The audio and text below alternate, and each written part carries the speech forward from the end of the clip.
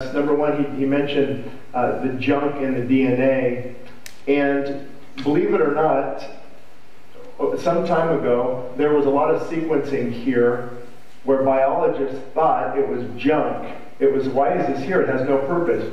Now they found out that it wasn't junk, it's actually switches that turn on certain things in the DNA system. See, we're catching up. Science is catching up to what the Bible talks about. Also, just for clarification purposes, I didn't say all plants.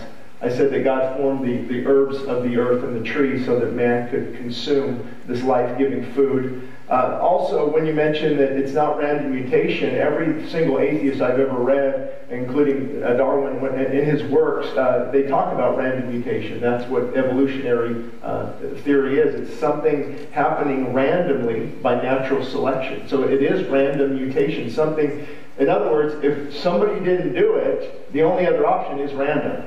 You can't have order without somebody who issues that order. So if there's no order, you have to have random mutation taking place. Also, maybe correct you on the cosmological constant of Einstein. I don't think it was about that space has weight. He was actually giving the static. The universe was not static. He thought it was, and it's called the fudge factor. He threw the constant in there as a fudge factor because he didn't know what was happening. So it had nothing to do with the weight of space. Also, the fossil record. You've heard the missing link? I don't know why I didn't bring that up earlier, but we have no transitional fossils anywhere. They might mention there's one here in Europe or there's one here. There's no fossil records that are legitimate that shows a half man, half ape, half fish, half lizard. There's nothing.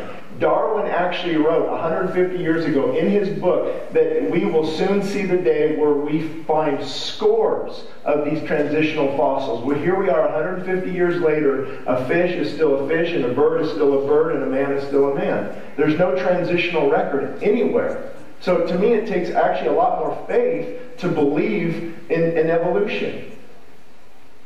The majority of fossils are all mixed together. Some of them are even not laying down, but they're actually in a state where a cataclysmic event took place. That's why we believe in the flood. Do you know there's seashells on the Himalayas and in the Grand Canyon? Where did these seashells come from?